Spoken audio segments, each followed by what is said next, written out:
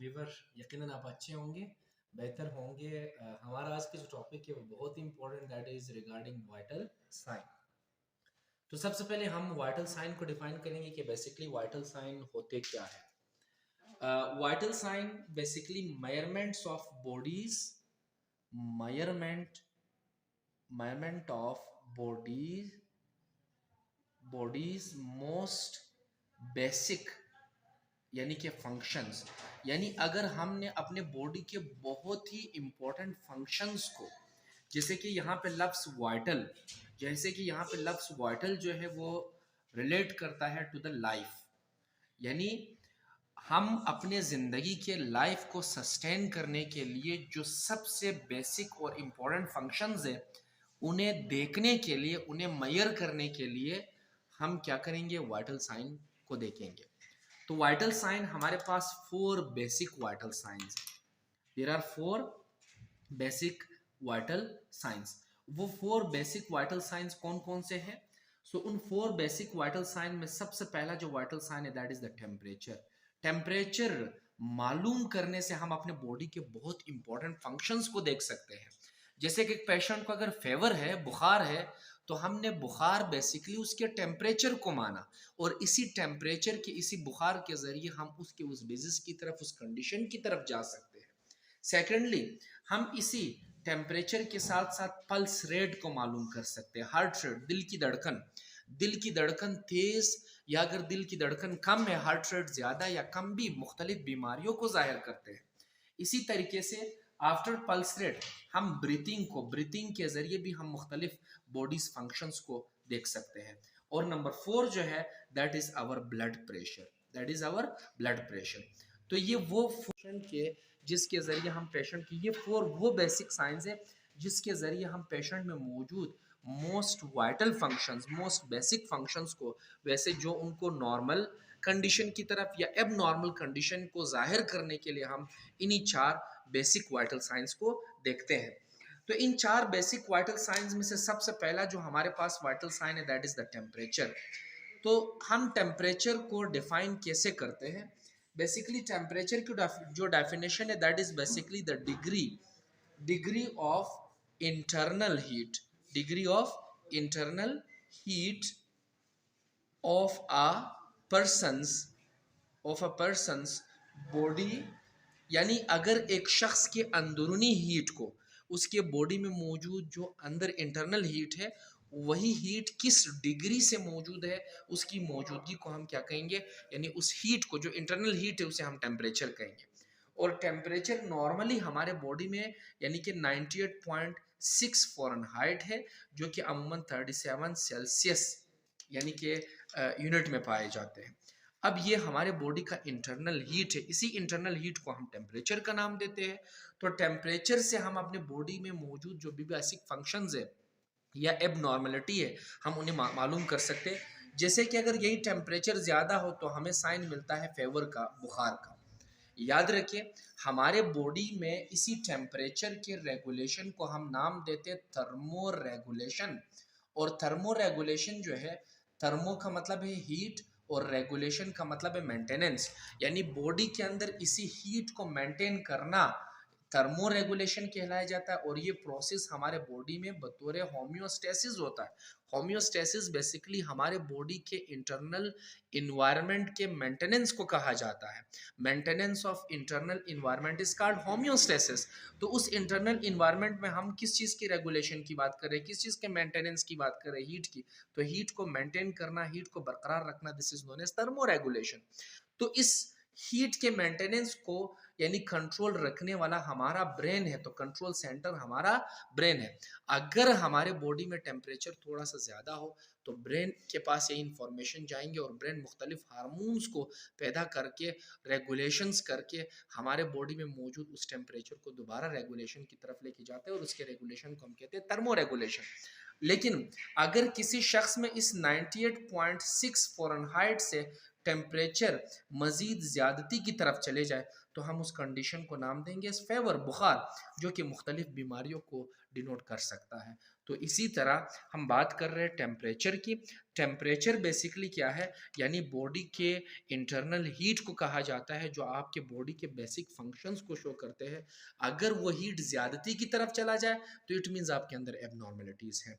और इसी टेम्परेचर को देखने के लिए हम क्या इस्तेमाल करते हैं, एक डिवाइस इस्तेमाल करते हैं जिसको हम कहते हैं थर्मोमीटर। तो थर्मोमीटर जो है वो बेसिकली क्या है, वो डिवाइस है, वो आला है जिसके ज़रिए हम टेम्परेचर को रेगुलेट करते हैं। जैसे ये थर्मोमीटर है, ये इसका सेंसर है, ठीक है। तो बेसिकली हमें मुख्तलिफ यानी कि अक़साम के यही थर्मोमीटर जो है वो मिल सकते हैं, जिसके ज़रिए हम टेम्परेचर को यानी कि मालूम कर सकते हैं। बेसिकली इस थर्मोमीटर में ये जो ब्लैक सा लाइन है, that is basically the mercury. इसी मरकरी के ज़रिए जो है हम डिनोट करते हैं कि बेसिकली आपके बॉडी का जो टेम्परेचर है वो किस हद तक है। तो these devices are known as thermometer, और इसी के ज़रिए हमने बॉडीज़ टेम्परेचर को देखना है, जो कि नॉर्मलिटी या नॉर्मल फंक्शनिंग या एबनॉर्मल फंक्शनिंग को ज़ाहिर कर सकता है। इसके बाद इस थर्मोमीटर के ज़रिए हम ओरली यानी ज़ुबान के नीचे रख के हम आपके टेम्परेचर को मालूम कर सकते हैं। रेक्टली, रेक्टम में, रेक्टली से मुराद रेक्टम में, यानी कि इसी थर्मोमीटर को रख के हम बॉडी के टेम्परेचर को मालूम कर सकते हैं। इसके अलावा आर्म पिट में, आर्म पिट यानी बगलों में, बगल में रख के, आर्म पिट में रख के हम टेम्परेचर को मालूम कर सकते हैं। इसी तरह जो है हम बाय ईयर, कानों में एक ख़ास डिवाइस इसी तरह थर्मोमीटर के बने होते हैं, जो हम कान के एयर ड्रम के अंदर टेम्परेचर कितना है उसे मालूम कर सकते हैं। इसके अलावा बाय स्किन, आजकल जो है अगर आपने देखा हो, जैसे कोरोना में हम यानी कि फोरहेड जो माथा है उसके साथ इसी थर्मोमीटर के ख़ास किस्म के थर्मोमीटर आते हैं, उनके सेंसर को हम माथे पर रख के यानी कि हम टेम्परेचर को मालूम करते थे। तो लिहाजा ये जो सिलसिला है, this is to know about the temperature, जो कि टेम्परेचर हमारे बॉडी का एक वाइटल साइन है, जिसके ज़रिए हम अपने बॉडी के स्पेसिफिक या मोस्ट बेसिक फंक्शंस को मेजर कर सकते हैं। जैसे हमने कहा कि फेवर जो है वो मुख्तलिफ बीमारियों के यानी कि डिनोशंस हमें करवा देता है। इसके बाद हमारे पास the second vital sign, that is pulse rate. So let's move towards the pulse rate, ठीक है। हम सेकेंडली जो है वो पल्स रेट के बारे में बात करेंगे। पल्स रेट को हम दूसरा नाम, पल्स रेट को हम दूसरा नाम हार्ट रेट भी कह सकते हैं, हार्ट रेट या फिर पल्स रेट। तो हार्ट रेट बेसिकली आपके दिल की धड़कन है। लिहाजा अगर हम अपने हार्ट को देखें तो हार्ट का मेन काम क्या है, पंपिंग करने का, ब्लड को पंप करने का। जैसे हार्ट कंट्रैक्ट होता है, जैसे हार्ट कॉन्ट्रैक्ट होता है तो एक खास किस्म का प्रेशर बनता है, उस प्रेशर को हम कहते हैं सिस्टोलिक प्रेशर। जैसे ही ये सिस्टोलिक प्रेशर बन जाए तो इसी प्रेशर से खून हमारे ब्लड वेसल्स में, हमारे खून की नालियों में, वो ब्लड दिल से निकल के खून की नालियों में दाखिल हो जाएंगे। तो जैसे ये खून आपके ब्लड वेसल्स में आएंगे तो ये ब्लड वेसल्स को एक्सपेंड करेंगे। क्या करेंगे? एक्सपेंड करेंगे, यानी ब्लड वेसल्स स्वेल होंगे, एक्सपेंड होंगे। इसी तरह जब यही हार्ट दोबारा, हार्ट की जो कार्डियक मसल्स है, जब ये रिलैक्स हो जाएंगे तो रिलैक्सेशन की सूरत में एक प्रेशर बनेगा, उस प्रेशर को हम कहेंगे डायस्टोलिक प्रेशर। तो एक सिस्टोलिक प्रेशर है और दूसरा हमारे पास डायस्टोलिक प्रेशर है। तो सिस्टोलिक प्रेशर जैसे कि हमने कल बात की कि 120 मिलीमीटर ऑफ मरकरी है, जबकि डायस्टोलिक जो प्रेशर है हार्ट का वो 80 मिलीमीटर ऑफ मरकरी है। तो अब इस डायस्टोलिक प्रेशर के दौरान हमारे जो आर्टरीज है वो क्या हो जाएंगे, वो दोबारा रिलैक्स हो जाएंगे। रिलैक्स होने से मुराद वो दोबारा नॉर्मल पोजीशनिंग की तरफ आते जाएंगे। तो इस रिलैक्स होना या फिर एक्सपेंड होना किस चीज़ का, आर्टरीज का, ये आर्टरीज हमें कहाँ पे जाहिर होते हैं, mostly on the surface of our skin, हमारे स्किन के सरफेस पे, सरफेस ऑफ आवर स्किन। तो स्किन के सरफेस पे हमें इन आर्टरीज का जाहिर होना, ये बेसिकली क्या कहलाया जाता है, ये पल्स रेट हमें, यानी एक्सपेंड या रिलैक्स होना। जैसे कि हम अपने रिस्ट के ऊपर अगर हम यहाँ थोड़ा सा प्रेस करें तो हमें फील हो सकता है यानी कि हमारे आर्टरीज एक दफ़ा एक्सपेंड होते हैं, दोबारा रिलैक्स होते हैं, एक दफ़ा एक्सपेंड होते हैं, दोबारा रिलैक्स होते हैं। तो आर्टरीज का एक्सपेंड होना और दोबारा रिलैक्स होना, बेसिकली यही हमारा पल्स रेट है, यही हमारे हार्ट रेट को जाहिर कर रहा है। ये पल्स रेट हम अपने रिस्ट में मालूम कर सकते हैं, अपने एल्बो रीजन पे मालूम कर सकते हैं, और नेक्स्ट इसके अलावा हम अपने नेक रीजन के ऊपर जो है वो मालूम कर सकते हैं।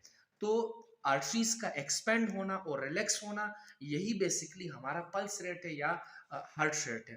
तो पल्स रेट या हार्ट रेट नॉर्मली हमारे बॉडी का जो है that is from 60 to 100 beats per minute, यानी 1 मिनट के अंदर अगर किसी भी शख्स में 60 से 100 यानी कि बीट्स हो तो हम इसे नॉर्मल हार्ट बीट या नॉर्मल पल्स रेट कहेंगे। अगर इससे ज़्यादा है तो फिर एरिथमिया को जाहिर कर रहा है। एरिथमिया बेसिकली वो कंडीशन है जिसमें एब नॉर्मल हार्ट बीट हो, तो एब नॉर्मल 60 से कम भी हो सकते हैं और 100 से ज़्यादा भी हो सकते हैं, जो कि टैकीकार्डिया या फिर ब्रेडिकार्डिया को जाहिर कर सकते हैं।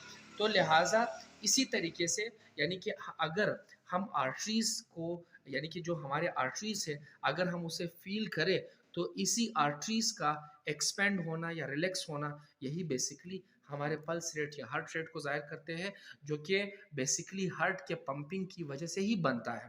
ठीक, और यही पल्स रेट हमारा एक बहुत ही इंपॉर्टेंट वाइटल साइन है जिसके ज़रिए हम क्या देखते हैं, जिसके ज़रिए हम आपके हार्ट के नॉर्मल और एब नॉर्मल फंक्शंस को देखते हैं जो कि आपकी ज़िंदगी को चला रहा है। इसीलिए इसको हमने नाम दिया है as vital sign.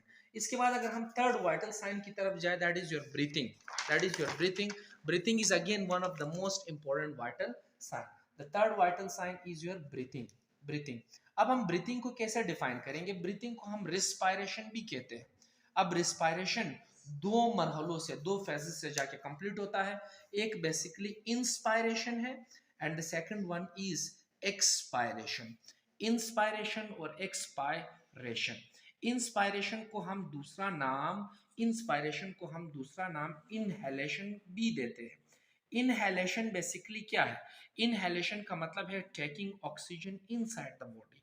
Taking oxygen inside the body, oxygen को बॉडी के अंदर लेके जाना, यही प्रोसेस आपका इनहेलेशन कहलाया जाता है। जैसे कि फॉर एग्जांपल हम ब्रीथिंग के प्रोसेस के जरिए क्या करते हैं? ऑक्सीजन को इनसाइड लेके जाते हैं। We inhale the oxygen, like this process is now called inhalation. और इसी इनहेलेशन को हम क्या नाम देंगे? इंस्पायरेशन। इसी के साथ साथ अगर हम एक्सपायरेशन की बात करें तो एक्सपायरेशन को हम दूसरा नाम एक्सहेलेशन भी कहेंगे। एक्सहेलेशन में क्या करते हैं? हम taking carbon dioxide outside the body. Carbon dioxide को बॉडी के बाहर निकालना, बॉडी से बाहर निकालना, इस प्रोसेस को हम क्या कहेंगे? एक्सपायरेशन कहेंगे। जैसे इनहेलेशन के दौरान हमने ऑक्सीजन को इनसाइड द बॉडी लेके जाना था, वाइल एक्सपायरेशन के दौरान हम ऑक्सीजन कार्बन डाइऑक्साइड को बॉडी के बाहर निकाल देंगे। तो ऑक्सीजन बॉडी के अंदर लेके आना, this is called inspiration, while taking carbon dioxide outside the body, this is called यानी कि एक्सपायरेशन या फिर एक्सहेलेशन। इसी एक्सपायरेशन यानी कि इंस्पायरेशन को हम रिस्पायरेशन का नाम देंगे। और रिस्पायरेशन बेसिकली हमारा ब्रीथिंग प्रोसेस है, जो कि नॉर्मली हम 12 टू 15 ब्रीथ यानी कि पर मिनट कर सकते हैं। 1 मिनट में हम 12 से 15 जो है वो ब्रीथ नॉर्मली हम कर सकते हैं। वैसे जब भी हम एक्सरसाइज करते हैं, हम सिंपैथेटिक मोड में जाते हैं, तो ये ब्रीथिंग जो है ये क्या होते हैं? ये ज़्यादा होने की तरफ जाते हैं। जो हमारे रिपीटिशंस है ये ज़्यादती की तरफ चलना शुरू हो जाता है।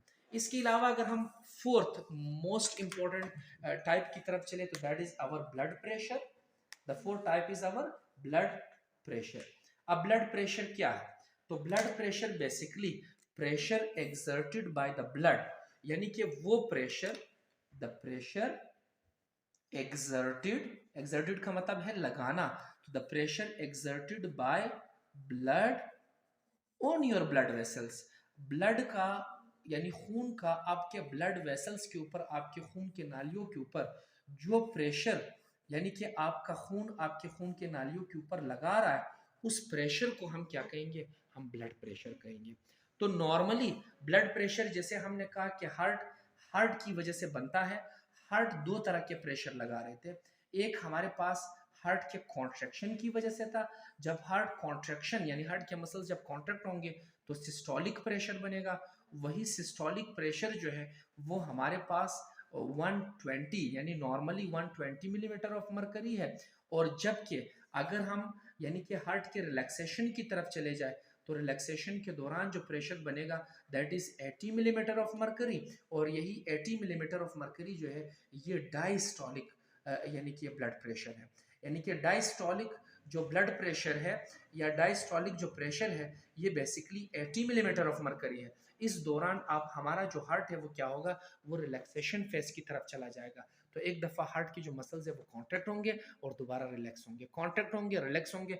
इसी प्रोसेस की वजह से जो है पंपिंग होती जाएगी और खून यानी ब्लड सर्कुलेशन जो है, ब्लड सर्कुलेशन जो है वो मेंटेन रहेगा। लिहाजा इस ब्लड सर्कुलेशन के मेंटेनेंस के लिए यानी कि यही पंपिंग होती रहती है जिसमें कॉन्ट्रैक्शन और रिलैक्सेशन होता रहता है।